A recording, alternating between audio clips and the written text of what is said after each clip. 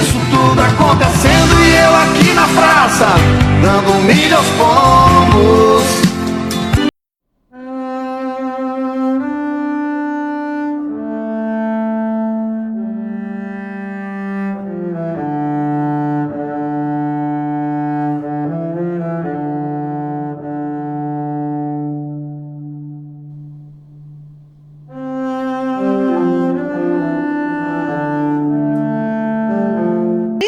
O mundo todo acreditou em algo que hoje se comprova que não passou de uma grande mentira, uma grande fraude.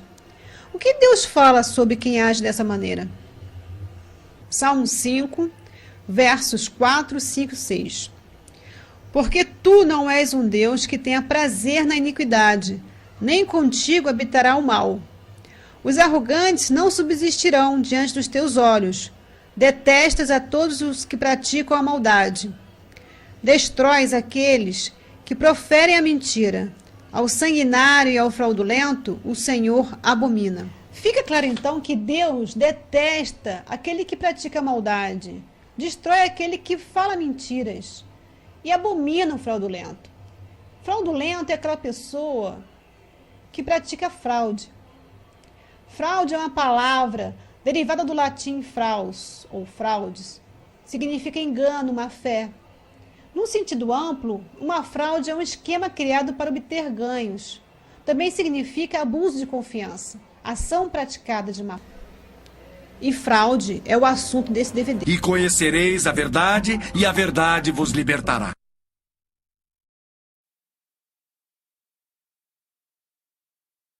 Antes da primeira missão à Lua, a NASA lançou o tetrasatélite, desenhado especificamente para simular dados de voo procedentes da Lua. Ele era utilizado para que a equipe da Terra pudesse simular a aterrissagem. Muitos astronautas fizeram simulações, e essas simulações seriam utilizadas caso no voo real houvesse falta de comunicação com a Terra. Se houvesse necessidade, uma dessas simulações seria utilizada no momento verdadeiro do voo, com algumas pequenas variações. Seriam transmitidos ao satélite para logo retransmitir a Houston como se fosse direto da nave.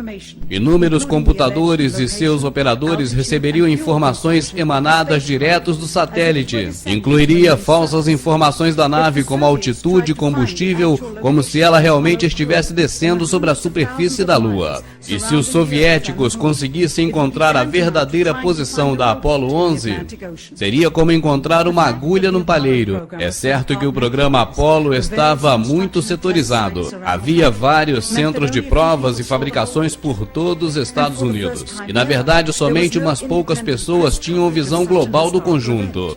Todas as fotos, sons e imagens que eram distribuídas ao público eram estritamente controladas pelo governo americano e examinadas previamente. Logo após analisadas, eram disseminadas, sem revisão, até agora. The astronauts were launched with the Saturn V. Then, in order to account for their disappearance, they simply orbited the Earth for 8 days. And in the interim, they showed these fake pictures of the astronauts on the moon. But on the 8th day, the command capsule separated from the vehicle and descended to Earth, as of course was shown in films. No próximo segmento você vai ver algo interessante. As provas de que o homem foi à Lua são as provas de que o homem não foi à Lua.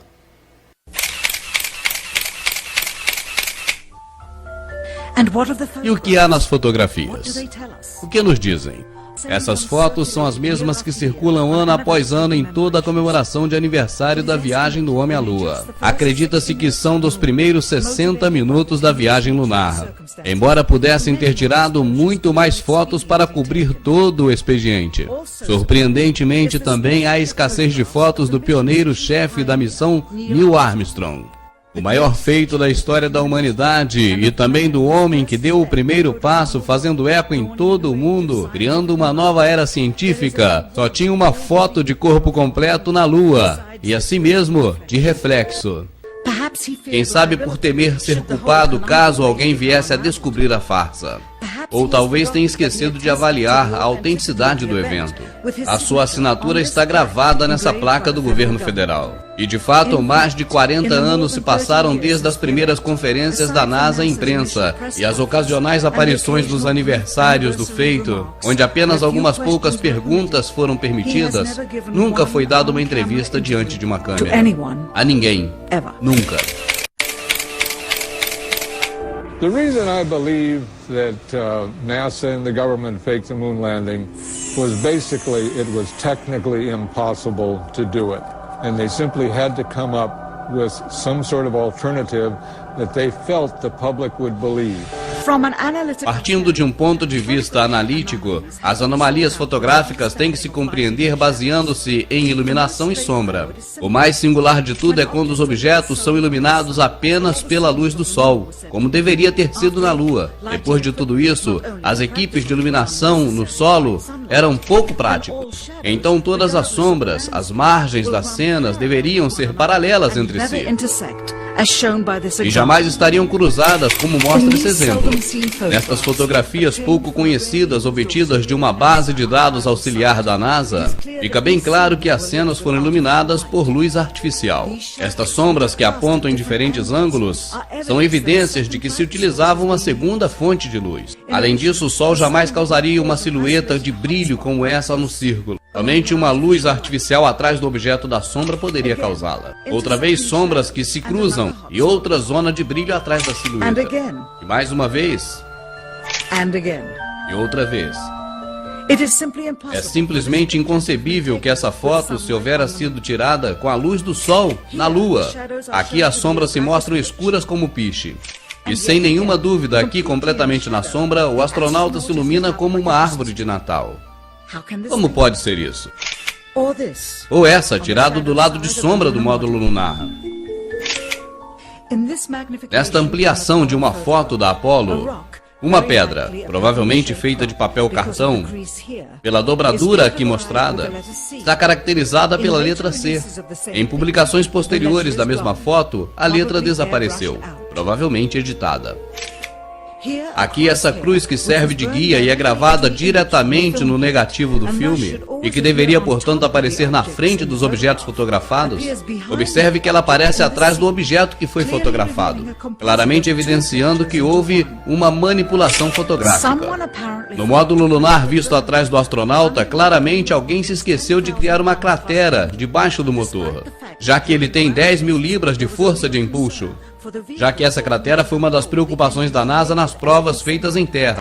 The fact that there's no blast crater under the LEM is one of the most conclusive pieces of evidence that I find supporting the hoax. A NASA temia que o módulo viesse a cair dentro de uma cratera que ele mesmo criaria quando descesse.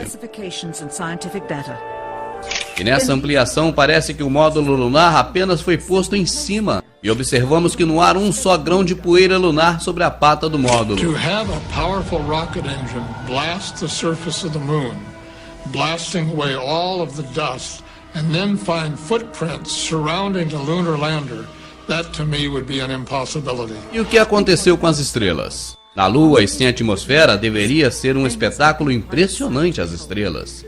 E sem dúvida, nenhuma rara vez foi mencionada, nunca, por nenhum dos astronautas em nenhuma das missões. É claro que criar um mural com todas as constelações devidamente colocadas em seus respectivos lugares no céu, sem dúvida, seria impossível de realizar com exatidão.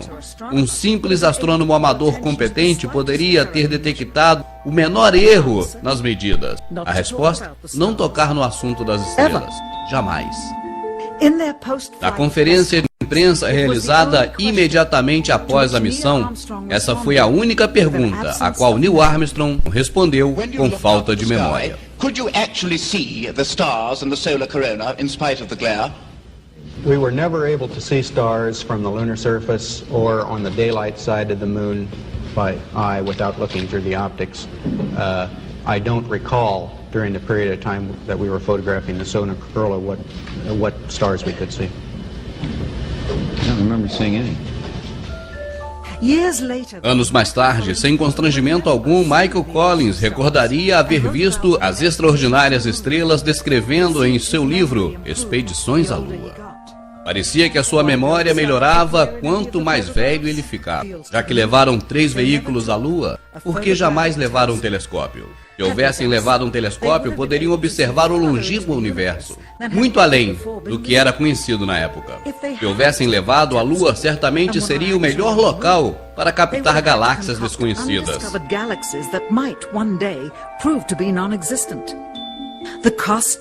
O custo dos 3 veículos lunares em dinheiro do século XXI, cerca de 60 milhões de dólares a unidade, mesmo tendo menos componentes que um Jeep. Onde ia todo esse dinheiro? E logo temos a bandeira balançada pelo vento. E vento, se na Lua não tem atmosfera? Só podemos então crer que todas as missões, na verdade, foram encenações de estúdio, feito assim por medo de uma possível espionagem aérea por satélite de uma nação inimiga. As mochilas, desenhadas especialmente para um cesto da gravidade da Lua, deviam ser despojadas de um sistema de refrigeração para permitir o movimento sem cair-se como peso. Com as luzes do estúdio tão próximas e oferecendo muito calor, criaria um acalorado astronauta por dentro. Talvez a necessidade de contar com ar-condicionado no estúdio seguramente foi o responsável pelo balançar da bandeira. Aqui o editor de imagem fixa a bandeira quando o efeito começa a ser perceptível. E aqui não se deram conta. Esse clipe, obtido há décadas atrás, nunca foi transmitido, devido ao inevitável progresso nas experiências e na supervisão. Mostrar um cesto da gravidade, com o trotar flutuante dos movimentos dos astronautas, se conseguiria com relativa simplicidade. A câmera lenta. Você está vendo as imagens como já vimos há mais de 30 anos. A veremos agora com o dobro da velocidade. E se mostra claramente que está na gravidade terrestre. E não se distanciam do solo mais do que deveria, estando na Terra. E fica claro nessa rara visão de um filme de televisão em color que a tripulação da Apollo 11 levava uma câmera a cor de alta definição na sua missão. E sem dúvida as imagens transmitidas desde o solo da Lua foram estas, de uma câmera de baixa resolução, e branco e preto. De fato, as televisões quiseram assim, porque além disso, foram forçadas a tomar as imagens de segunda mão. Filmaram diretamente da tela de projeção de uma TV de 30 anos atrás. Não poderiam fazer uma transmissão direta por cabo, e essa atitude diminuiu a claridade e a qualidade das imagens. E sabe, isso era exatamente o que o governo federal e a NASA tinham em mente. Melhor para eles seria mostrar algo sem qualidade e com numerosos cortes do que mostrar demasiados detalhes reveladores de um cenário falso. Mostramos apenas algumas das fortes evidências das inúmeras falhas que apresentam aquilo que a NASA tentou passar para a gente, e não mostramos nem 10% do que existe. Mostramos apenas algumas para que você possa ter uma noção.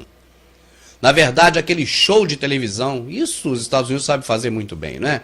Aquele show de televisão transmitido para o mundo todo, o homem na Lua, deixou muitos furos e deixou muito a desejar. E assim nós tivemos então essas imagens, que não são imagens fabricadas, são imagens da própria NASA, onde você conferiu realmente que deixaram muitos furos. Já temos praticamente todas as provas, evidências de que o homem não foi à Lua. Mas para fechar, para encerrar esse assunto, neste segmento você vai conhecer uma filmagem que há pouco tempo foi colocada na internet. E deixa eu aqui abrir um parênteses. Olha, o Gutenberg foi o homem que inventou a imprensa. Assim que ele inventou a imprensa, que foi um dos meios de comunicações mais antigos, a elite global pegou para eles. Os donos de jornais são os que participam da elite de cada país e que são subordinados à elite mundial. Depois veio o rádio, a mesma coisa. Só tem emissora de rádio autorizada quem participa do esquema. Essa é a grande verdade. Você sabe disso. Depois do rádio, a televisão.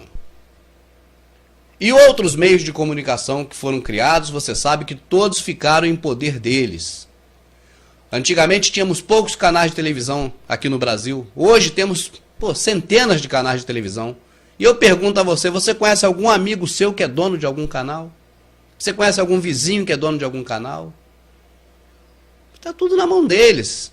Eles seguram tudo, é só deles. Porque eles têm o controle sobre o que você sabe, sobre o que você come, sobre o que você veste, sobre o que você pensa, sobre o que você acha de qualquer assunto, a sua opinião, eles é que fazem. Porque, na verdade, nós, infelizmente, recebemos muitas informações e do jeito que eles querem ao longo de todo o processo de vida.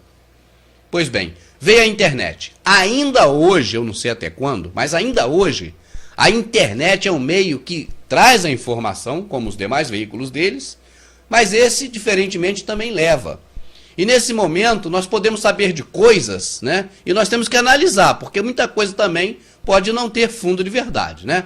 Mas quando você recebe pela internet, igual agora, um vídeo que escapuliu, talvez alguém revoltado, porque no meio dessas pessoas que comandam o planeta, né, e que estão também subordinados a quem comanda, com certeza tem um ou outro que não concorda e não concorda mesmo. Não deixa essas coisas passarem sobre os seus princípios. E quando tem a oportunidade, anonimamente, joga no ventilador, né? E a imagem que você vai assistir agora é uma dessas preciosidades. Você nunca viu na TV comercial e possivelmente nunca vai ver. Está pronto? Vamos lá então, é o último segmento. E finalmente o elemento que prova a verdade. Michael Collins, Ed Aldrin e Neil Armstrong, encenando parte da sua missão durante cerca de 1 hora, com áudio e os ensaios de excepcional nitidez. Eles conversam sobre as técnicas utilizadas para conseguir essa engenhosa imagem da Terra à distância.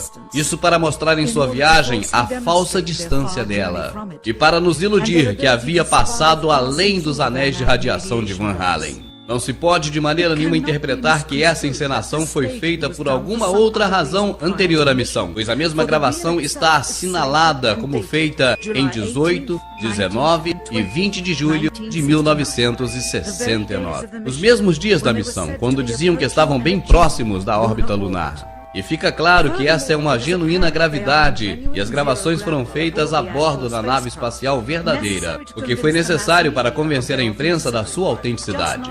Mas não estavam tão longe da órbita terrestre como veremos adiante. Essas cenas nunca antes foram vistas nem escutadas. No solo, o diálogo entre os astronautas e o controle em Houston são bem audíveis. Você vai prestar atenção a seguir e vai ver que há uma segunda voz oculta, ordenando a direção da conversa entre a tripulação à Terra por uma terceira. Ela ordena aos astronautas o que dizer, quando dizer e como manipular a câmera com eficiência. Observe bem, a NASA disse de forma oficial que as transmissões de Houston foram as únicas que foram feitas com os astronautas. Observe bem como o controle de Houston inicia um diálogo com a tripulação. Mas a tripulação se encontra muito preocupada com os truques, com a farsa para responder. Então passa-se um momento e se escuta por trás a clandestina terceira parte falando. E rapidamente lhes ordena: talk, falem. Imediatamente Neil Armstrong fala. Apollo 11, Houston, Goldstone says that the TV looks great, over.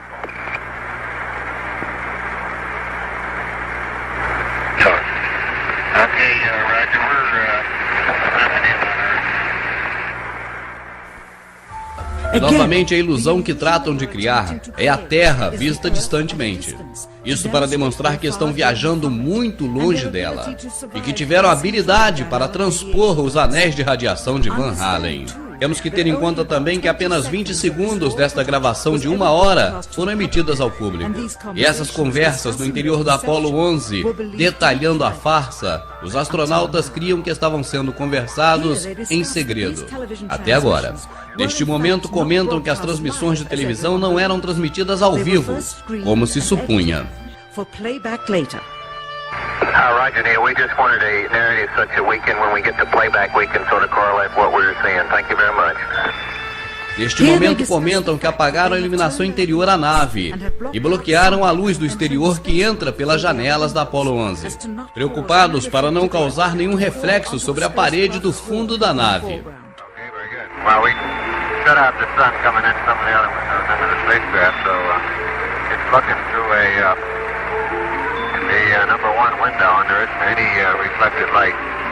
A razão para que fizesse isso, simples, para que a verdade não fosse revelada. E a verdade é essa. O governo queria que crêssemos que essa era a Terra vista à distância, feitas através da janela da nave espacial aproximando-se já da Lua. Mas não é. Como fizeram esse truque engenhoso? Colocaram a câmera no fundo da nave e centraram a objetiva da câmera em direção à janela circular do fundo, a qual está completamente preenchida pela imagem da Terra, já que eles estão acima um pouquinho da Terra na órbita. A circunferência da janela aparenta ser o diâmetro da Terra à distância, e a escuridão da parede ao redor da janela da Apollo 11 parece ser o espaço que rodeia a Terra. Por isso, apagaram a iluminação interna da nave e fecharam as demais janelas. Um pedaço de material negro em forma de curva foi adicionada, e assim criou a ilusão da linha que divide o dia da noite, e ficou extraordinariamente convincente. Durante esse trecho preparado e editado para ser transmitido posteriormente para toda a população da Terra pela TV,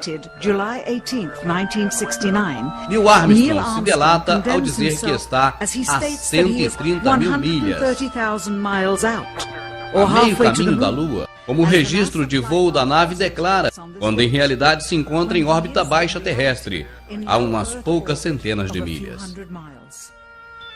Roger, Houston, Apollo 11. Calling in from about 130,000 miles out. Aqui temos outro trecho que se pretendia transmitir, depois de revisado, é claro. E Neil Armstrong falsamente explica aos espectadores como se obteve a tomada. Disse que pôs a lente da câmera junto à janela. We only have one window that has a view of the Earth, and it's filled up with the TV camera. Bom, se a janela estava completamente ocupada pela câmera, como ele diz, então o braço de um astronauta não poderia estar entre a câmera e a janela. Isso obviamente se vê nesta tomada que foi excluída.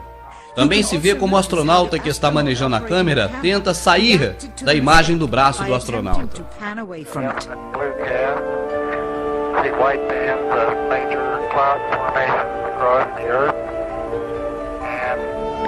Eles pensavam que esse trecho não estava sendo gravado, e muito menos que se utilizaria, pois a lente se desenfocou, e a cena a seguir mostraria o interior e os astronautas trabalhando. Aparentemente o botão que para a câmera deixou gravando, e eles não perceberam. À esquerda, a pequena fonte de luz que utilizavam para ver o painel de controle, e que não deixava entrar luz no interior da tomada.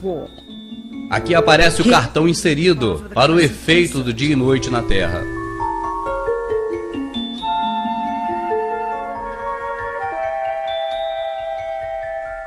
E finalmente o enfoque se abre, e podemos ver a verdadeira captação da lente da câmera, e nossa muito brilhante e próxima Terra pela janela. E aqui está a filmagem do dia 19 com o mesmo truque no dia 19. E novamente no dia 20. E a mesma tomada no dia 20. Mais tarde, nesta mesma noite, proclamaram estar caminhando na Lua. Como pudera isso? Se estavam na órbita da Terra somente 9 horas antes. E a Lua estava a 3 dias de distância. Além disso, foram realmente à Lua? Por que deveriam fingir parte da viagem? Por que usar o truque da janela, fingindo estar a meio caminho da Lua? É óbvio que fizeram dessa forma, porque não puderam chegar a meio caminho da Lua. E isso confirma que o grande obstáculo do seu êxito foi a pequena radiação dos anéis de radiação de Van Allen. Este mesmo equipamento foi utilizado nos 40 meses seguintes, e nenhum deles pôde ter ido à Lua. Apenas aprimoraram a sua perícia nas encenações. Quando muitos telespectadores que assistiram à segunda viagem tripulada pela televisão questionaram sobre aquelas transmissões sujas e que se interrompia o tempo todo, ficou claro para os contribuintes que uma vez bastava. Mas não foi o suficiente para o governo e para os investidores. Bilhões e bilhões de dólares se foram com cada suposto regresso à Lua. E coincidência que na seguinte missão existiria o fator do risco de vida, a malfadada Apollo 13. Agora o público teria algo mais sério de ir à Lua. Iria solidário com o drama. Quem sabe essa é a verdadeira razão pela qual Neil Armstrong jamais deu outra entrevista. Certamente é porque não quer mentir nunca mais. E ameaça pode receber um homem tão honrado e sua família para obter a sua cooperação racial. E depois também a sua cooperação para tornar perpétua a maior montagem da história dos Estados Unidos. E o oficial mais graduado da NASA, James Webb, se demitiu sem explicações apenas uns dias antes da primeira missão Apollo. Porque se estava a ponto de chegar ao ápice da sua carreira. Os 3 tripulantes da Apollo 11 também renunciaram logo depois do seu regresso à Terra. Observe o semblante de constrangimento desses 3 homens. Realmente não parece que acabaram de chegar da Lua. Neil Armstrong fez uma rara aparição em público e conteve suas lágrimas ao dizer essas breves e críticas observações. Today we have with us a group of students among America's best. To you we say we have only completed a beginning. We leave you much that is undone. There are great ideas undiscovered, breakthroughs available to those who can remove one of truth's protective layers. Ele é essa capa. Talvez logo algum dia, com o descobrimento dessas imagens e seu significado, os verdadeiros patriotas americanos e do mundo todo se levantem e saudem a luz da verdade. This whole thing was a fake.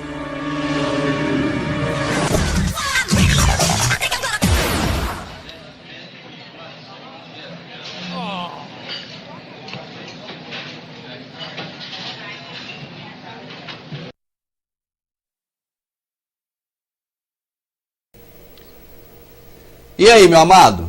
Há uns tempos atrás dizia-se assim: e aí, me dá bala Juquinha, me engana que eu gosto. E a Globo, ela sempre deu bala Juquinha pra gente. Olha aí como é que eles gostam de mentir pra nós como se fôssemos crianças inocentes. Veja só, cara de pau, hein? A Agência Espacial Americana, que conseguiu esse grande feito, admitiu hoje que falhou. Deixa eu tentar imitar essa grande repórter. A NASA, a agência espacial que conseguiu esse grande feito, faltou pouco ela sair da tela, faltou pouco isso, para dizer que o americano, a NASA, fez um grande feito. Presta atenção. Grande feito admitiu hoje que falhou numa tarefa muito mais simples, conservar as imagens originais do evento. Essa bala Juquinha tem sabor de quê, hein? A NASA, o maior feito da história da humanidade, simplesmente falhou. Que desculpa é essa? Falhou em guardar as imagens? Essas imagens, minha amada, estão por todos os lugares. É cega, é o quê? E acho que o povo é o quê também? Para engolir as historinhas que essa Globo conta. A NASA falhou. É que a cartilha vem lá de cima. Os senhores do mundo mandam dizer e aqui eles não querem nem saber se nós vamos engolir ou não. Eles dizem. Porque tudo que o mestre mandar, faremos todos. É Simon diz e acabou. Deveria mudar de Simon diz para Rockefeller, Rothschild diz, né? Seria mais apropriado. Vamos continuar ouvindo aí essa grande reportagem da Globo para falar a respeito do homem na Lua, para cada vez ficar mais firme na nossa mente de que o homem foi à Lua. Vamos ver realmente o que a Globo quer dizer para nós. Ainda é preto e branco, mas é nítido. É o homem pisando na Lua há 40 anos. Deixa eu repetir. É nítida. É preto e branco, mas é nítida. Foi isso que nós ouvimos? Ainda é preto e branco, mas é nítido. Mas é nítido. É incrível como tiram todos nós brasileiros, tantos milhões de pessoas como otários. Dizer que essa imagem é nítida, todo mundo vê isso a vida toda, que isso não tem nada nítido. A imagem é nítida, tem que enfiar isso goela dentro de nós. E aí vem agora a seguir, você vai ver a desculpa. É a NASA que fez esse grande feito. Ele repete de novo que a NASA conseguiu isso tudo. Não conseguiu manter as fitas, apagou as fitas por engano. Que é isso? Me conta essa história melhor, porque isso é inacreditável. E eu fico bobo aqui, meus amigos, vocês que acompanham aqui há algum tempo já os trabalhos, como é que tem pessoas aqui, hoje mesmo aqui, você vai ver que deve ter comentários já por aí, vão colocar, falando mal do que nós estamos dizendo aqui. Isso é incrível. Não enxerga, como é que pode não enxergar? Parece aquela pessoa que segura-se tanto ao galho, tem tanta certeza que o galho não quebra, que ele fica assim no galho pulando, tá entendendo? Porque sabe que não vai quebrar. Então faz a gente no extremo de otário, porque não acredita que nós vamos enxergar. É isso que eles têm feito conosco. Vamos continuar acompanhando aí e veja agora mais esse trecho. Os americanos Neil Armstrong e Buzz Aldrin ainda fincaram uma bandeira lá em cima. E o registro original da história foi apagado, porque a NASA, que chegou à Lua, não conseguiu conservar as gravações. A Agência Espacial Americana recorreu aos arquivos de agências e redes de TV para, neste 16 de julho de 2009, mostrar ao mundo como foi o 20 de julho de 69, o dia exato em que o homem pisou na Lua. Recorreu às agências de televisão para poder ter as imagens que eles não têm as originais. Eu não creio nisso, não creio mesmo. Eu posso até supor, não vou afirmar, mas posso supor que para poder se livrar logo do problema, que para cortar o problema pela raiz, o que fizeram? Apagaram logo tudo, porque tinha um monte de imagens ali que nós não poderíamos ver. A imagem de Neil Armstrong filmando a janela da nave é uma delas. Nós não poderíamos ver. Então eu creio que pode ser essa a causa deles terem apagado logo tudo, para matar o mal pela raiz. Apaga logo tudo, que aí se livra do problema, para não ter que estar escolhendo uma ou outra, porque até quem vai escolher essas fitas, as que serão ou não apagadas, de repente poderia até eles mesmos colocar na internet, né? Então, o que a NASA fala? Para não sujar, para não ter nenhuma aí que vai nos comprometer, apaga logo tudo. Pode ter sido isso, eu não estou dizendo que é, porque eu não posso afirmar o que eu não tenho certeza. Mas você não concorda que pode ter sido isso? Aí apaga logo tudo para resolver o problema?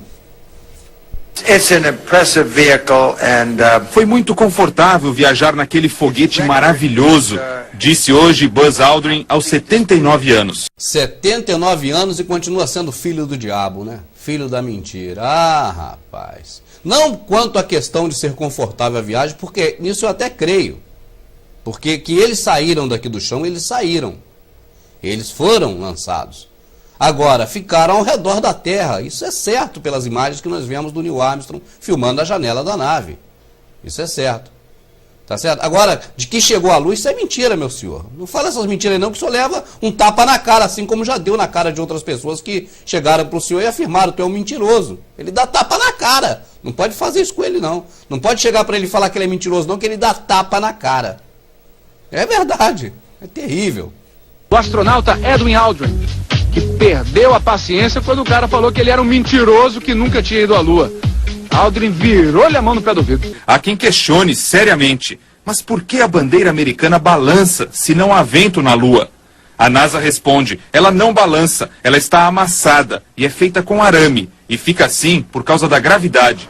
Ah, bem, agora sim, está explicado.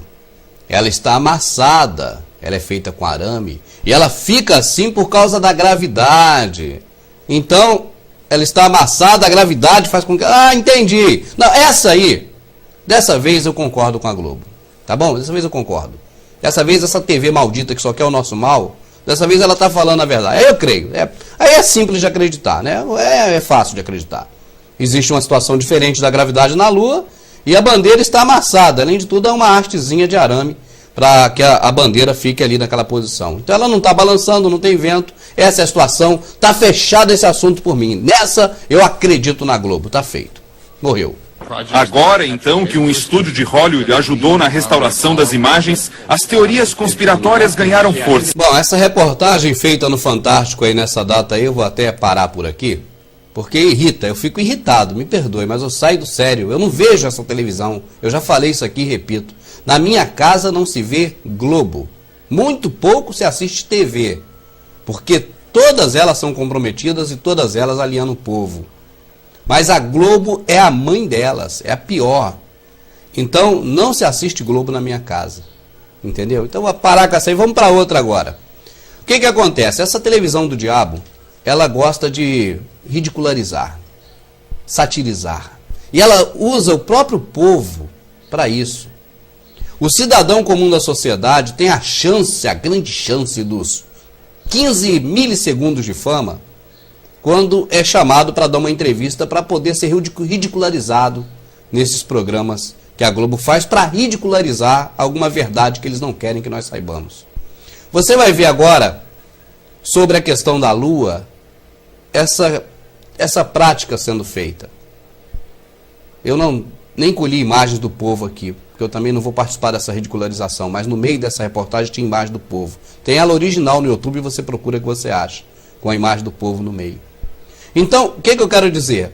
Para poder ridicularizar alguma coisa, para trazer para o ridículo, para fazer de chacota, para dar descrédito, eles usam em tom humorado, em tom de uma ironia, não aquela ironia que nós conhecemos, né, da época de Platão, de Sócrates, não. Não é o método irônico, esse aí é louvável. É a ironia no sentido atual da palavra. Usam dessa forma para poder menosprezar e descreditar uma verdade que eles querem que nós tenhamos como mentira e até mesmo como uma coisa ridícula, para ridicularizar a verdade, e principalmente eu, você, nós, que sabemos que o que eles falam é uma mentira e que tentamos aqui de alguma forma alertar a população disso, para que nós também sejamos ridículos perante as pessoas. Vamos assistir. Chegou a hora de desvendar os mistérios da internet. Parabéns, terráqueos! Amanhã faz 40 anos que o homem realizou um feito fantástico. A primeira viagem à Lua. Mas quem disse que o homem pisou na Lua? É tudo uma grande armação. É o que defendem os adeptos das teorias conspiratórias. Os conspiracionistas apontam uma série de indícios de fraude. Nós separamos as mais destacadas. Primeiro, a bandeira. Essa é a mais famosa. Como ela tremula se não há vento na Lua? E quem disse que a bandeira tremula? Ela só se mexeu quando foi manuseada pelo astronauta. O próprio movimento de torcer o pulso para colocar a bandeira no fundo ali, afundar a bandeira no solo, faz a bandeira tremular. Não precisa de vento. Agora complicou. Eu acreditei quando vocês disseram que a bandeira fica assim porque ela está amassada por causa da gravidade, mas agora é porque movimentaram a bandeira? Num dia vocês falam uma coisa, no outro dia falam outra. Agora, como é que eu fico perante o meu público? Eu disse aqui que eu havia acreditado em tudo, e agora? Vocês falaram que era aquilo. A bandeira fica assim porque está amassada por causa da gravidade, por causa da arte. Agora é porque a pessoa manuseou. E outra coisa, tem imagens dessa bandeira sozinha tremulando. Não é só com alguém mexendo, não. Vá mentir lá longe. Por fim, a mãe de todas as provas. Pouca gente sabe que os astronautas deixaram no solo da Lua um painel que é usado até hoje. Funciona assim: laboratórios aqui da Terra emitem sinais que viajam até a Lua, batem no painel e voltam. Você pode hoje apontar um laser para a Lua e ver esse feixe refletido de volta para a Terra. Hoje. As informações são usadas sem discussão por cientistas de todo o planeta. Então quem colocou o espelho na Lua se não foi o homem? Quem colocou na Lua se não foi o homem? Ô, sujeito, nós não estamos falando que o homem botou, não botou não, sujeito. Lá em Marte, também já colocaram coisas lá e ninguém nunca foi lá. Precisa do homem ir lá para poder colocar alguma coisa? Isso é nos induzir ao erro. É nos chamar de idiota, de otário, de imbecil. Sabe o que é, meu amado? Eu acho que eu sei o que é. Eles já estão pensando que esse monte de vacinas que vem dando nas crianças desde os anos 80 para cá, esse monte de porcaria que jogam no ar, que botam nos alimentos, e ainda mais agora com o Codex Alimentário que está por vir, eles estão pensando que já está fazendo efeito, que nós já estamos muito burros já. Estão pensando isso, que nós já emburrecemos o suficiente já para eles enganarem a gente agora de todo jeito. Deixa eu dar um aviso aqui para eles, nós não nos emburrecemos tanto ainda não. Ainda não foi nessa geração que vocês conseguiram isso não. Eu lembro que nos anos 80 falava assim, essa geração é a geração do ano 2000, temos que cuidar dela agora. Muitos pensavam que cuidar daquela geração seria tratar de uma forma adequada, mas pelo que eu vejo, o que vocês queriam era tratar da forma que vem tratando já há muito tempo, e agora o Monsanto está chegando aí, O Monsanto está chegando aí, procure saber sobre o Monsanto aí no Codex Alimentário, procure saber. Aí eles estão achando que nós já estamos emburrecidos o suficiente para eles fazerem o que querem. Falar tudo quanto é idiotice, maluquice, bobice, vamos dizer assim, assassinando o Aurélio. Minha mãe costumava falar bobice. Hoje eu creio que ela estava certa, porque isso é uma bobice. Isso não existe. Portanto, quando você ouvir falar sobre a ida do homem à Lua, não há por que ter dúvida. É verdade, claro. Quer dizer, os conspiracionistas são capazes de dizer que não, que esse painel não existe, os astronautas não existem, os russos não existem. E a Lua? Você já pegou na Lua? Como é que você sabe que a Lua existe? E eu? Quem disse que eu existo? Esse final aí, sempre a Globo fecha com a chave de lama, porque é podre, só fecha com podriqueira. Essa chave de lama para fechar, está dizendo o que para nós? Que nós somos todos idiotas. Todos somos idiotas. Ele até faz uma chacota ao extremo. Isso não existe, aquilo também não existe, o outro não existe. E aí no final tem uma subliminar do capeta. O diabo, Satanás. No finalzinho tem uma subliminar satânica. Essa é satânica, meu amado. Você que entende do que eu estou falando, preste atenção que eu vou repetir o finalzinho. Essa é satânica. O finalzinho é satânico. Como é que você sabe se existe se você não consegue pegar, se você não consegue ver? Fala algo assim, relacionado sabe a quê, meu amado? Para colocar dúvida na sua mente sobre Deus. Como é que esses caras acreditam em Bafomete, em cabeça de bode, em Baal, em tanta porcaria, e coloca dúvida na nossa mente sobre também uma questão espiritual, que é Deus, o Senhor Jeová, o Senhor eu sou.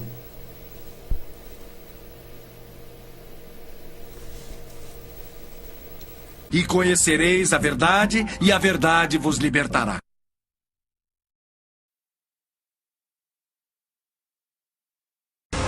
Tonight, liftoff. We have a liftoff. We investigate the most extraordinary event of the 20th century. It's one small step for man. Man landing on the moon. One giant leap for mankind. But believe it or not, some people say it never happened. This whole thing was a fake. Decide for yourself as we explore the evidence. The Eagle has landed. Analyze official government photos. What a ride, what a ride. Examine the films. The flag flaps on the moon where there's no atmosphere. And hear the testimony of one former astronaut who's not afraid to speak his mind. NASA could have covered it up. Could the government have orchestrated the deception of the century? NASA could have pulled off the greatest hoax of all time. You be the judge. On Conspiracy Theory, did we land on the moon?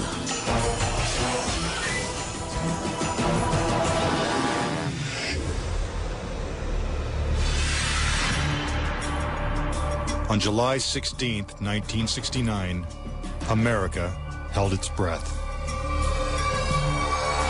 10, 9, ignition sequence start. 6,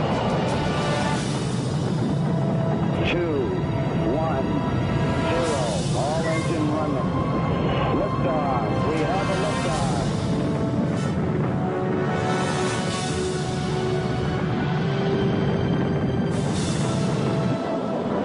Apollo 11 blasted into space, beginning its 250,000-mile journey to the moon. During their 8-day voyage, the Apollo 11 astronauts saw spectacular views of the Earth, floated in a weightless environment, and supposedly went where no man had gone before. Guys looking good, down a half. Lights on, picking up some dust. 4 forward, drifting to the right a little. Contact light. Okay, engine stop. We copy you down, Eagle. Houston, Tranquility Base here. The Eagle has landed. But did it? Did they really land on the moon? Most of us think so. Millions of people watched on television as the lunar lander touched down, and these unforgettable words were spoken. That's one small step for man. One giant leap for mankind. But even today, there are those who claim that believing in man's one small step requires one giant leap of faith. Bill Casing was an analyst and engineer at Rocketdyne, the company that designed the Apollo rockets. There were many problems that evolved during the 60s that led people to believe that we're never going to make it to the moon.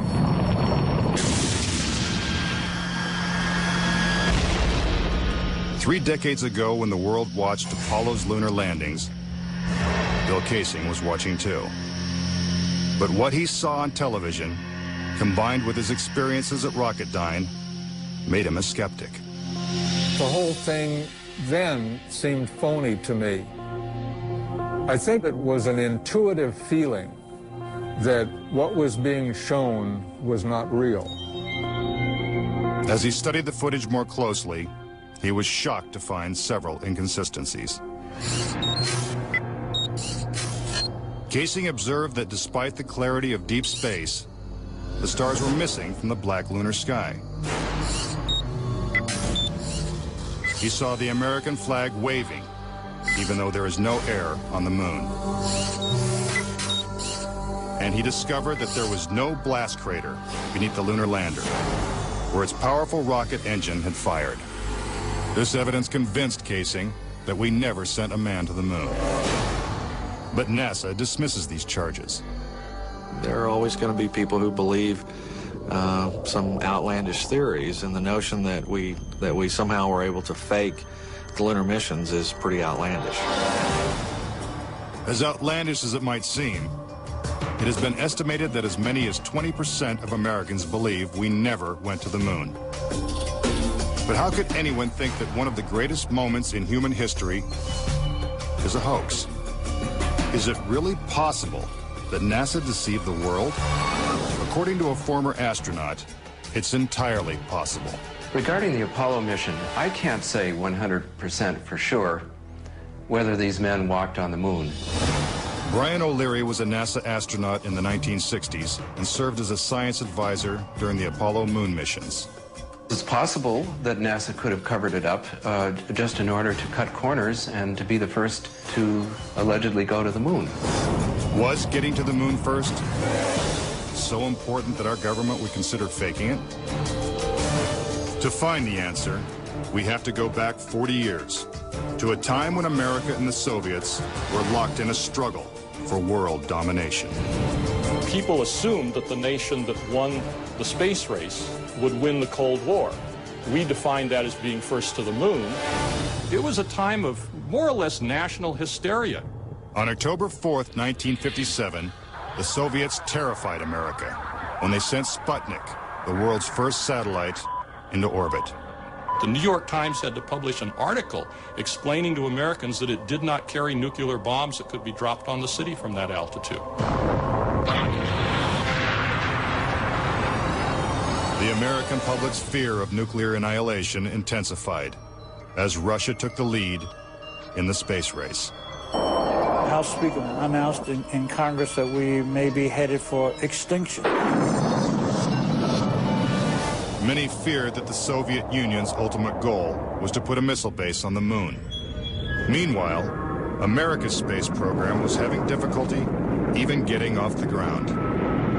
The chances of getting to the moon and returning safely to Earth were something like 0.0017%.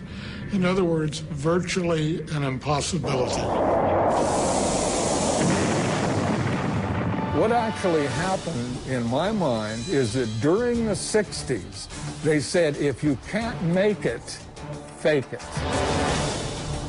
But if the Apollo missions were fake, how was this monumental hoax accomplished? According to Casing, the launch of Apollo's Saturn V rocket was real. It just never sent astronauts to the moon.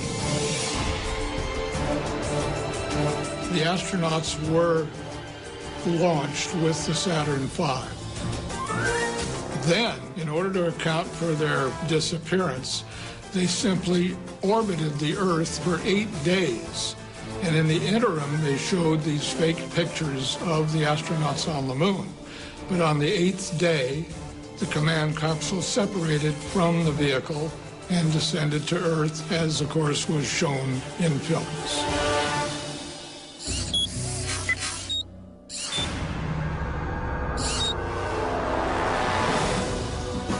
This theory inspired the 1978 movie Capricorn 1, in which the government attempts to fool the world by faking a mission to Mars. We do not claim this planet in the name of America. We claim it in the name of all the people of the planet Earth. The Apollo footage is strikingly similar to the scenes in Capricorn 1.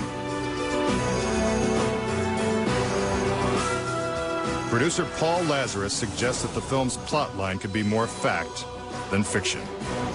I believe, had they wanted to, that NASA could indeed have pulled off the greatest hoax of all time, never sent anyone to the moon, and recreated it in a television studio. And I believe it could have been done at that time. The technology was in place. The pudding is solid. The surface seems powdery. Surface is fine and powdery. I can pick it up loosely with my toe. What we put up on the screen was our own simulated version of whatever we could do within a $4.8 million budget. But with NASA's $40 billion budget, Casing believes they had the resources to pull off a hoax if they couldn't make it to the moon. The reason I believe that NASA and the government faked the moon landing was basically it was technically impossible to do it. And they simply had to come up with some sort of alternative that they felt the public would believe. Casing theorizes that the lunar landings were actually filmed in Nevada's high desert, at the top secret military base known as Area 51. Area 51 is one of the most heavily guarded facilities in the United States. If you went in and tried to get some information, you could be shot and killed without any warning. Russian spy satellite photos of Area 51 reveal not only a series of hangars that resemble movie sound stages, but also barren moon-like areas which coincidentally are covered with craters. Compare this photo of a lunar crater allegedly taken from the moon's orbit by Apollo 10 with this satellite photo of a crater at Area 51. Even astronauts acknowledge the similarity of the terrain. It has a stark beauty all its own. It's like much of the high desert of the United States. Could billions of people really have been fooled into thinking the Nevada desert was the moon? Casing believes it's possible, and maybe the real reason Area 51 is so heavily guarded. This is a very secret base, and with good reason, because undoubtedly the moon sets are still there. And if they are, no one's getting a look at them anytime soon. Up next. Tranquility Base here. If the lunar module landed with 10,000 pounds of thrust, why is there no blast crater? Plus, was this footprint really made on the moon? And later, 10 astronauts die under strange circumstances. How far could the conspiracy reach? Find out when Conspiracy Theory returns.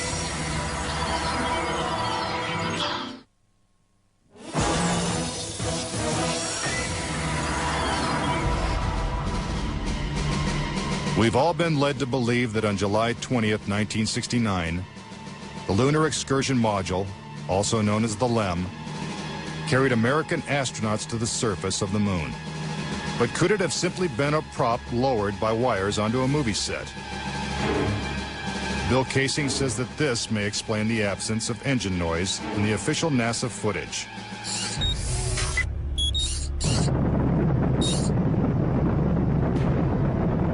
The noise level of a rocket engine is up into the 140, 150 decibel range. In other words, enormously loud. How would it be possible to hear astronauts' voices against the background of a running rocket engine? Picking up some dust. 30 feet, 2.5 down. Straight shadow. 4 forward, drift into the right a little. Contact light. Okay, engine stop. Is this evidence that the footage is actually fake? A sequence shot in a controlled environment here on Earth? Just months before this historic landing, A prototype LEM was flight tested at Ellington Air Force Base. While NASA cameras record the test flight, Neil Armstrong struggles to control the unwieldy craft. Then, at approximately 300 feet, the lander flies wildly out of control. At the last second, Armstrong ejects.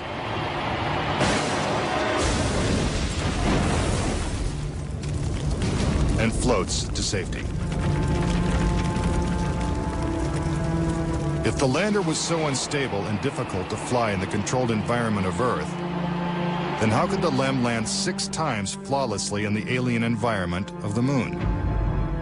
The LEM had a single engine mounted dead center, and then they had little push jets, thruster jets, a couple of them up on top. This was supposed to control their attitude as they came down. Well, I'll tell you a secret. The instant you moved your tail in that cabin an inch, you would change the load pattern, it would begin to tilt, and it would start that thing spinning. The arguments that have been arrayed on the side of those who believe that the lunar landings were a hoax are very elaborate, and they have to be to support a theory like this. In the end, there's one set of evidence that is irrefutable, and that is that there are footprints, boot prints, still on the lunar surface. But conspiracy theorists say that the footprints themselves are suspicious. The surface appears to be very fine-grained as you get close to it. It's almost like a powder. To have a powerful rocket engine blast the surface of the moon, blasting away all of the dust, and then find footprints surrounding the lunar lander, that to me would be an impossibility. Photo after photo reveals that the lunar surface surrounding the LEM is covered with footprints. But Casing says there's something even more difficult to explain. The fact that there's no blast crater under the LEM is one of the most pieces of evidence that I find supporting the hoax. In fact, no sign of a blast crater is visible for any of the 6 lunar landings. But LEM specialist Paul Fiel says he can explain why the lunar module left no crater when landing on the moon. The amount of thrust that you need coming out of the bottom of the descent engine is about 1,500, 2,000 pounds of thrust. And all that does is just push dust away. There's no burning or anything like that. Yet NASA's own scientific illustrations clearly depict a blast crater. Then there's one other point.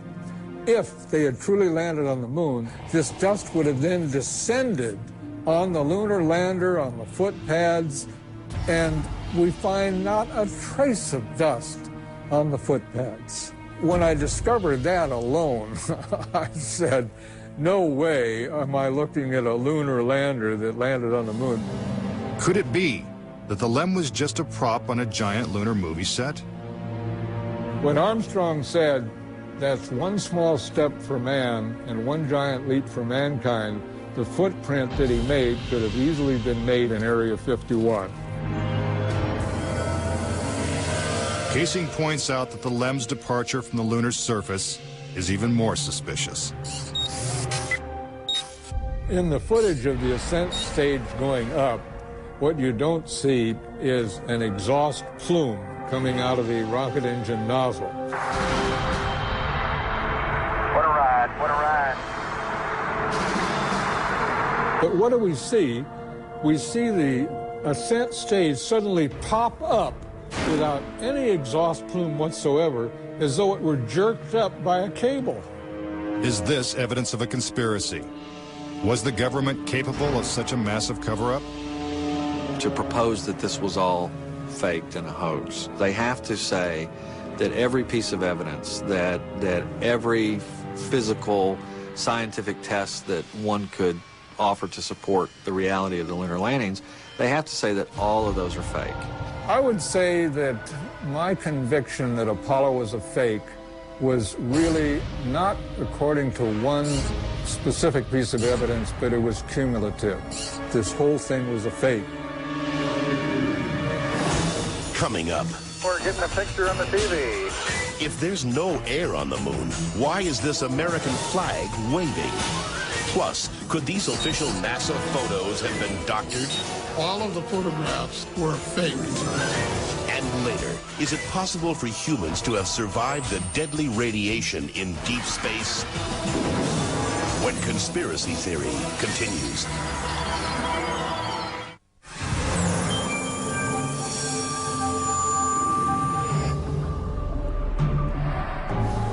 If the moon landings were actually filmed on a movie set, then where's the evidence? According to David Percy, an award-winning filmmaker and photographer, the proof is in NASA's own lunar photos and video. Our research suggests that images of the Apollo landings are not a true and accurate record. In our view, the Apollo pictures were faked. Many of the images are replete with inconsistencies and anomalies. In fact, Percy claims that when examined, these images suggest that man never went to the moon at all. This famous scene of man taking his first steps on the lunar surface is one of the most recognizable in history. But why are such important images so grainy and hard to see? And we're getting a picture on the TV. You got a good picture, huh? NASA claims it's the result of 1960s technology. If you go back and look at it, the Apollo 11 mission was some pretty awful video by today's standards. These were ghostly images. It just did not look very real at all. And that was a function of the transmitter at the time, the camera at the time that we had available to us to fly on Apollo 11. But investigative journalist Bart Sabrell believes that NASA intentionally made the images hard to see. NASA orchestrated the hoax in a very unique way through television. They had one picture which they completely controlled, black and white, grainy, that convinced everybody we were on the moon. We had no reason to doubt it. They had complete reins over the pictures, over the sound. I mean, sad to say, it was easier than people believe.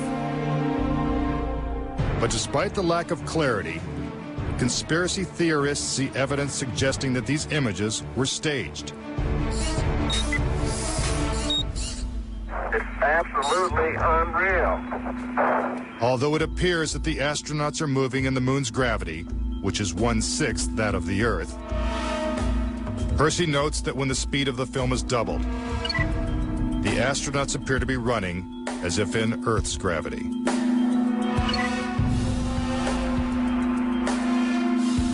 Also, when the footage of the lunar rover is doubled in speed, it looks as if it's driving here on Earth. But there's another reason some believe the Apollo missions were shot on Earth.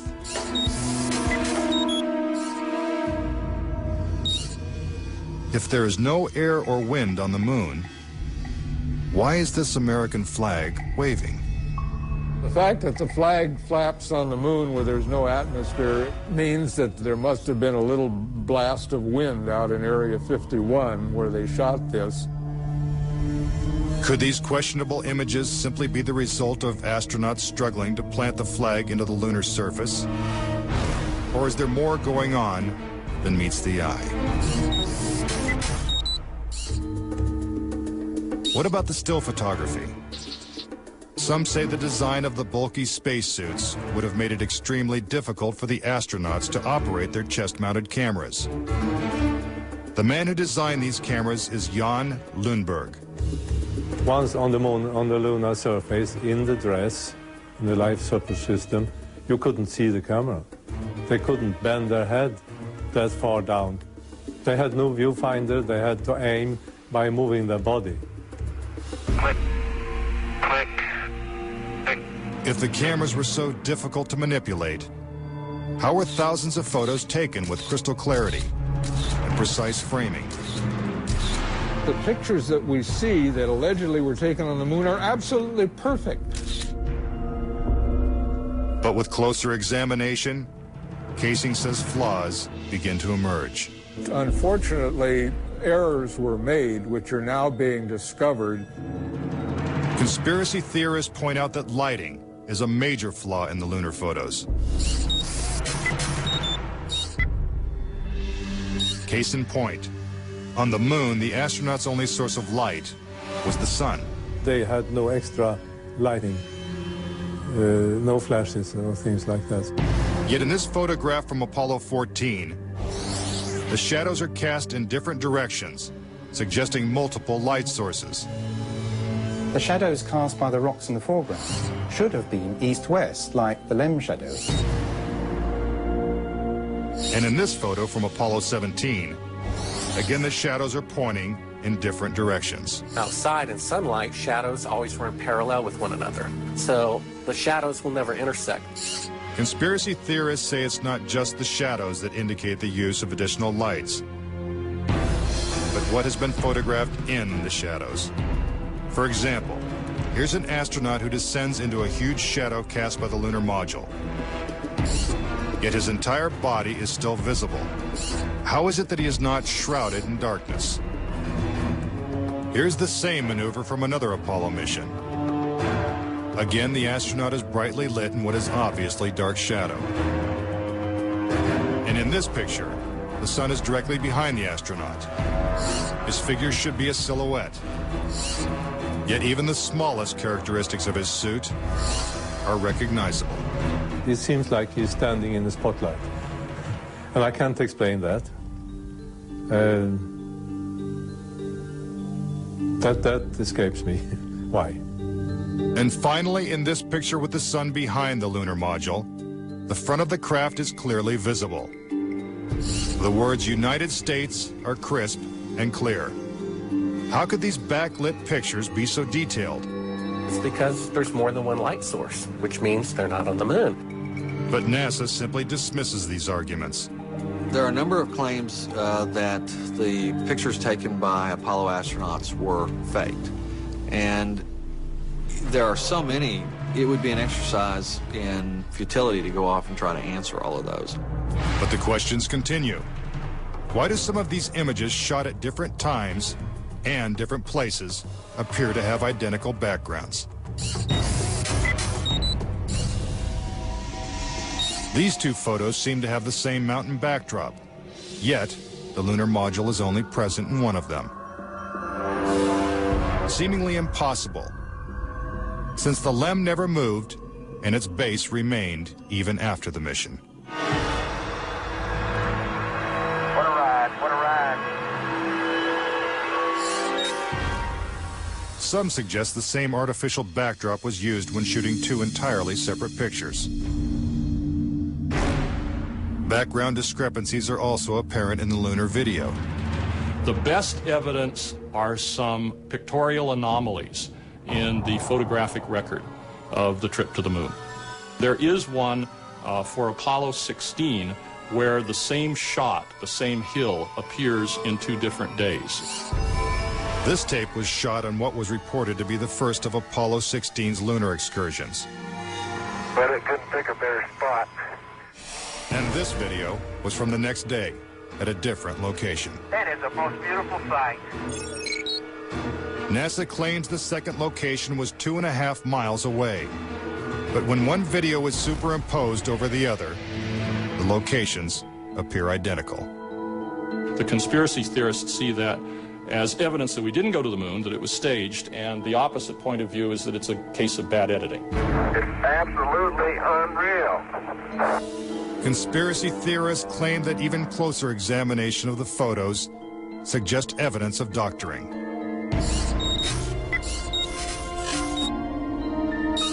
For reference, crosshairs were permanently etched into the lunar cameras, so they would have to appear on top of every image. But in this photo, a crosshair is behind a part of the lunar rover. This situation is impossible and has to be the result of technical manipulation and doctoring of the image. And in this photo from Apollo 11, the equipment in the foreground is covering the crosshair, not behind it. And in another from Apollo 12, the American flag is covering one crosshair, and the astronaut is covering the other. When presented with these questionable photos and videos, NASA refutes the conspiracy theories. Some range from incredibly complicated to incredibly goofy. There are arguments that are wrong optically, they're wrong physically, they're wrong scientifically, they're wrong historically. There's a great deal of claptrap that is sort of woven in to these arguments. But despite what NASA says, conspiracy theorists still insist that Apollo was a hoax. When I looked at all the pictures and all the footage, I'm absolutely convinced, I bet my life on it, that we didn't go to the moon. I know for a fact that we didn't. Coming up next, tragedy strikes the Apollo program. The program could be stopped dead in its tracks. 3 astronauts die in a pre-launch simulation. But was it an accident? He was going to blow the whistle on the whole project. And later, could the astronauts have survived a trip into deep space? Before they got 1/2 way to the moon, they would have picked up a death dose of radiation. Next, on Conspiracy Theory.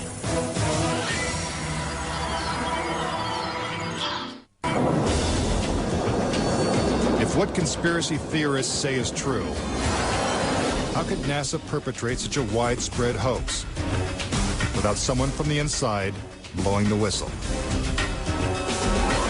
Virgil Gus Grissom was selected as one of the original 7 astronauts.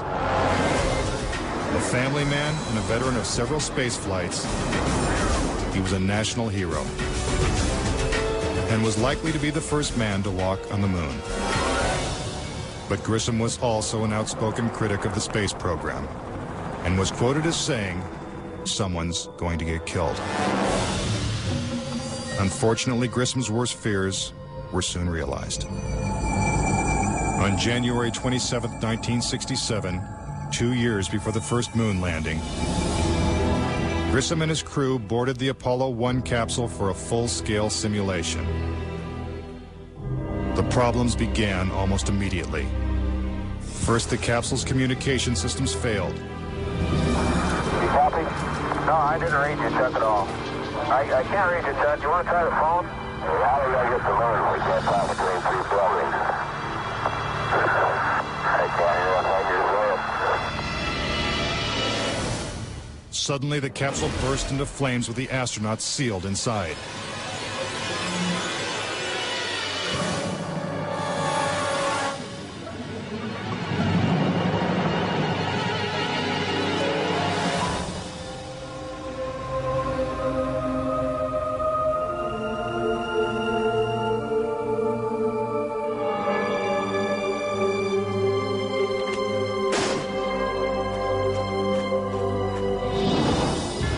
Tragically, Gus Grissom, Ed White,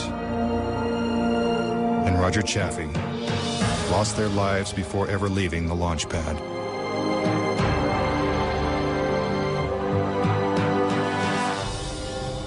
Gus Grissom's family believes the Apollo 1 fire was no accident. I think it was intentionally sabotaged by someone. It's been a question in my mind, what was found in the accident investigation and how was that handled? Was the CIA involved or whoever? But it was done intentionally. Grissom's family doesn't know who was responsible for his death or why it happened. But they say NASA knows the truth. Gus gave his life for this program, and I feel like that it is up to NASA to come forward and give us a direct answer to what really happened. Were Gus Grissom and the Apollo 1 astronauts victims of a tragic accident? Or were they intentionally silenced because they knew too much? We may never know. The cause of the fire is still a mystery, and the capsule remains locked away at a military base. But Grissom wasn't the only Apollo critic to meet with a suspicious and untimely death. Thomas Ronald Barron was a safety inspector during Apollo 1's construction. After the fire, Barron testified before Congress that the Apollo program was in such disarray that the United States would never make it to the moon. He claimed his opinions made him a target. Has there been any pressure on you by NASA? Nothing. We were, my wife and I were somewhat harassed at home when this first thing broke some time back, but it's going away now. As part of his testimony, Barron submitted a 500-page report detailing his findings. There was a real fear that the program could be stopped dead in its tracks. Then exactly 1 week after he testified, Barron's car was struck by a train. Barron, his wife, and stepdaughter were killed instantly. I believe that Thomas Ronald Barron was murdered because he had the truth to tell about the Apollo project. Barron's report mysteriously disappeared, and to this day, it has never been found. But the Apollo program continued, and so did the string of untimely deaths. Between 1964 and 1967, a total of 10 astronauts lost their lives in freak accidents. These deaths accounted for an astonishing 15% of NASA's astronaut corps. To keep something that's alive wrapped up and covered over, you've got to eliminate all the people that can talk about it. Could the government have gone this far to pull off such an elaborate hoax? NASA says it's impossible. There were probably 250,000 people who were directly involved in the Apollo program, and another 500,000 people beyond that. 750,000 people can't keep a secret like that. That's just not going to happen. But Bart Sabrell insists that most NASA employees knew nothing of the deception. Very few people at NASA knew. The thing is so departmentalized. You got the person building the bolts in Houston, or doing this in Seattle, or doing this in Florida. No one knows the full picture. So, you know, you had no one seeing the full picture of anything except a handful of people. If the conspiracy theorists are right, and only a few people knew the whole story, then the truth may remain buried forever. When we return, could the astronauts have survived the deadly radiation of space? Getting them past the radiation belt would have been impossible. And a Russian cosmonaut breaks his silence when conspiracy theory returns.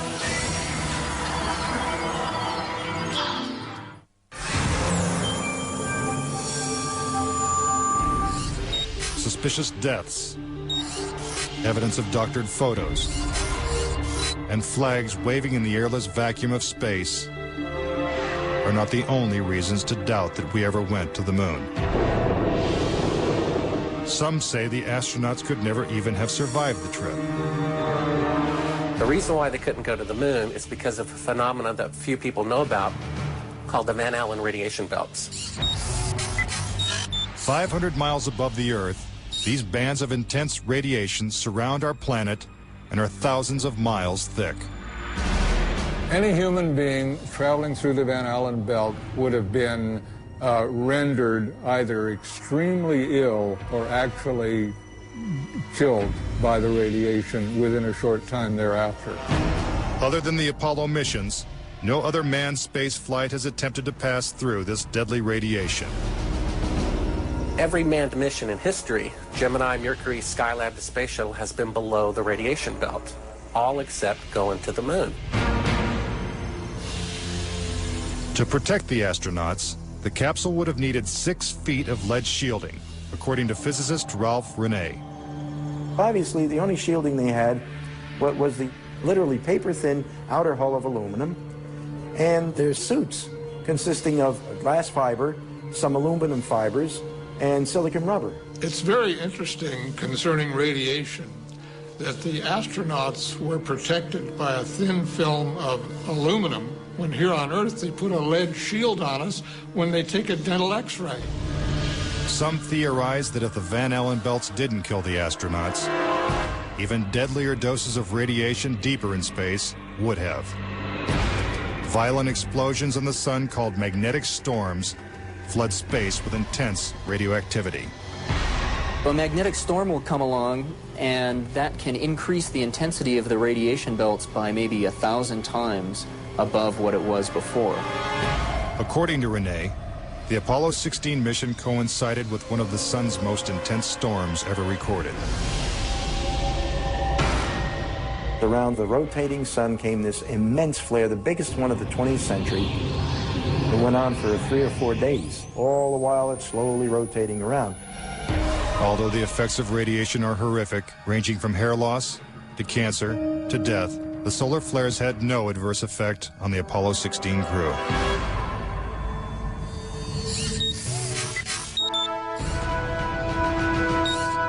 NASA had another problem, and one is that the moon's surface is totally inhospitable to man. If you do it in the dark, and that includes any part of the shadow of the spacecraft itself, the temperatures go down to 250 degrees below zero. In the sun, the temperatures go up to 250 degrees above zero. Renee also theorizes that the astronauts' liquid-cooled spacesuits could not have provided sufficient protection from the intense heat and radiation. But NASA maintains that this hypothesis is wrong. The claim that the radiation on the lunar surface would have incapacitated or hurt the astronauts, it's equal parts bad science and a bad understanding of how we went about designing the equipment. The spacesuits that they wore were incredibly tough and very resilient to lots of different things. If those suits do what NASA says they can do, then I want to see them suit up a guy or two, put him into 3 Mile Island, the pit there that's still hot, and have them clean up the mess. But they can't and they don't. The fact remains that no Apollo astronaut has ever suffered a serious illness from a trip to the moon. Could this be because they never left the safety of Earth's atmosphere in the first place? This is the main reason why the Russians never really intended to send the men to the moon. Was it the fear of lethal radiation that caused the Russians to abandon their plans to go to the moon? According to one of their chief cosmonauts, it was certainly a factor. Of course, we were worried to go out into the unknown of space. Of course, we were fearful.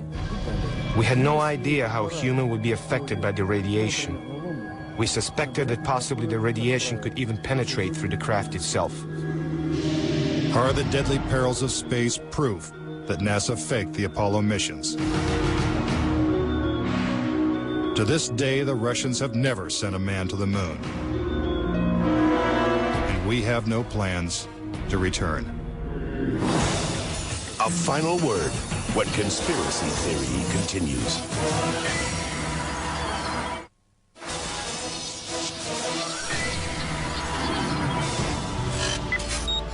Now, various theories and explanations. Do you believe it's possible for our government to perpetrate such an incredible hoax? Is it conceivable that with its $40 billion price tag, the Apollo program was nothing more than the most expensive movie ever made? It is my personal belief, and I totally believe this after all the years of research I've done on this, that NASA never landed a man on the moon. I would say that anybody who believes that we did not go to the moon is an absolute nut. Anyone that wants to call me a kook or a nut or a crackpot, they're welcome to do that, but they're also welcome to go examine the evidence, which is everywhere. Bottom line, the United States went to the moon in the 1960s and the 1970s. End of story. Is there any way to put this controversy to rest once and for all? The only thing the experts agree upon is that the answer is 250,000 miles away. If NASA truly landed on the moon, remnants of the 6 successful Apollo missions would have been left behind. The base structures of the LEMs, the abandoned lunar rovers. Even the American flags would still be standing at each landing site. I would like to invite NASA and all of their supporters to simply take the most powerful telescope on Earth and see if there's a lunar lander there. If there's a lunar lander there, I'll never say another word about an Apollo hoax. If there's no lunar lander there, I'll rest my case. But no telescope exists that can examine the moon in such detail. Do objects from the Apollo missions remain on the moon in silent testimony? Or is the conspiracy theory true? In 2 years, Japan will send an orbiter to take close-up photos of the moon's surface. What will they find? Until then, the question remains, did we land on the moon?